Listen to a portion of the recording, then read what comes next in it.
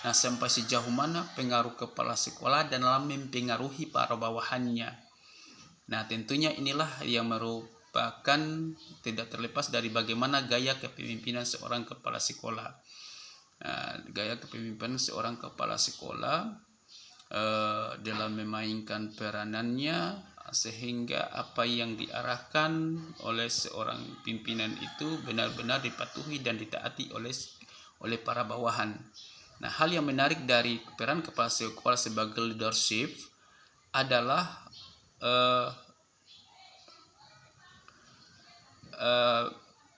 bagaimana pertama-tama yang harus diwujudkan oleh seorang pemimpin itu adalah bagaimana seorang pemimpin itu dicintai oleh bawahannya. Nah, ada seorang motivator, dia memberikan pandangan, membuat pandangan bahwa kita bisa mencintai seseorang tanpa kita memimpin mereka, tetapi kita tidak bisa memimpin orang lain tanpa kita mencintai mereka. Maka dari konsep dasar ini menjadi satu gambaran bahwa sesungguhnya sebuah pengaruh yang diciptakan oleh seorang pemimpin, maka di sana tidak terlepas dari bagaimana sikap perhatiannya terhadap para bawahan. Dan yang paling terpenting adalah yang harus dipikirkan oleh seorang pemimpin adalah bagaimana gaya kepemimpinannya sehingga dia mendapatkan simpati dari bawahan, dan kemudian para bawahan pun juga memiliki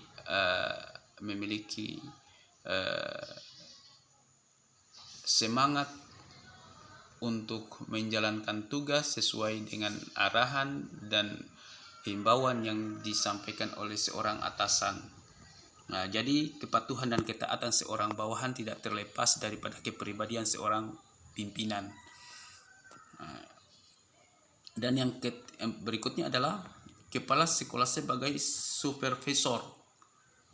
Di mana kepala sekolah sebagai supervisor ini adalah merupakan program kepala sekolah dalam meningkatkan profesionalisme guru di dalam melaksanakan kegiatan belajar mengajar di kelas. Nah, apa tujuan daripada supervisor itu?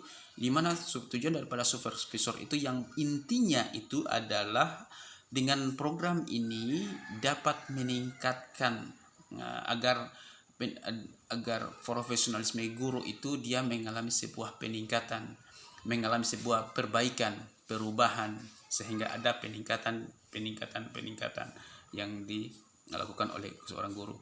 Nah, di mana seorang program supervisor ini ada yang pertama adalah mensupervisi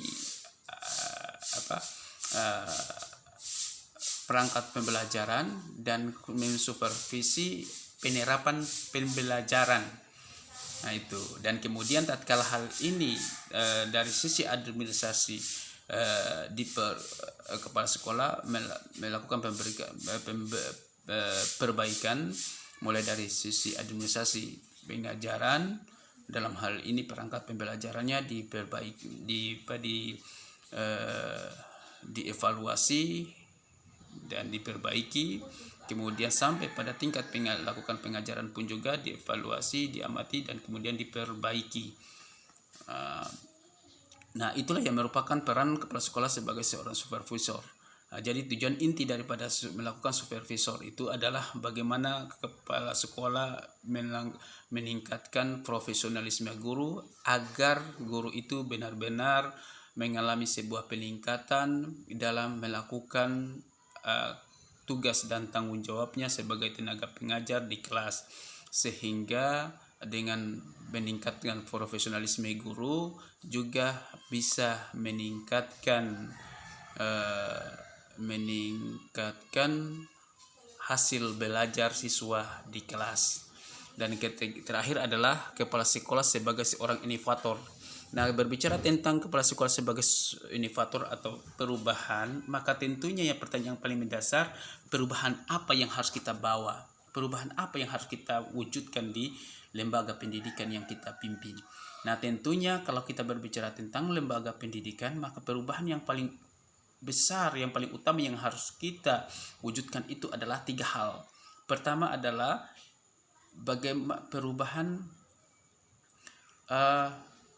perubahan guru. Perubahan yang harus kita wujudkan itu adalah perubahan manusianya. Dalam hal ini perubahan manusianya itu adalah termasuk kepala sekolah, gurunya, para siswanya. Nah, apa perubahan yang mau diwujudkan? Yang pertama itu adalah perubahan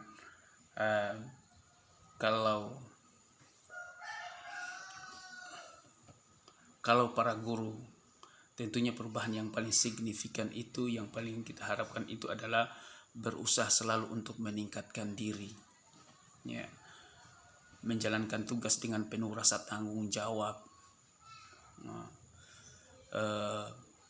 dan kemudian menjaga hubungan yang baik antara sesama guru, menjaga hubungan yang baik antara atasan dengan bawahan, saling menjaga komunikasi yang baik. Kemudian yang paling utama lagi adalah menjaga budaya sekolah yang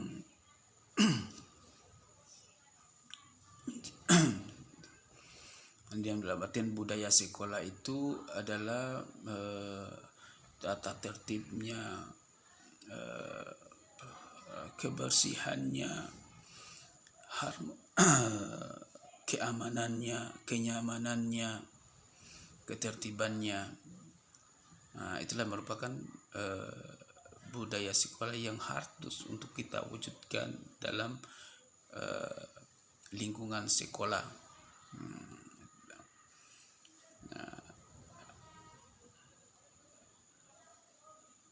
Dan kemudian adalah perubahan sarana dan prasarana.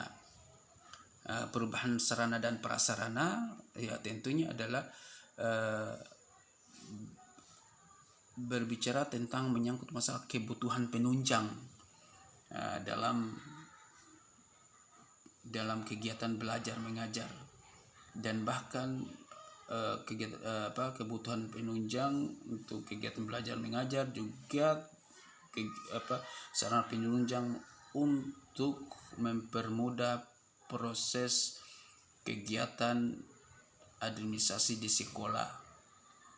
Tentunya ini kita selaku kepala sekolah perlu harus mampu mengetahui kekurangan atau kebutuhan yang kita butuhkan. Nah, itulah yang menjadi prioritas kepala sekolah untuk mengerahkan segala kekuatan berupa finansial untuk mewujudkan kebutuhan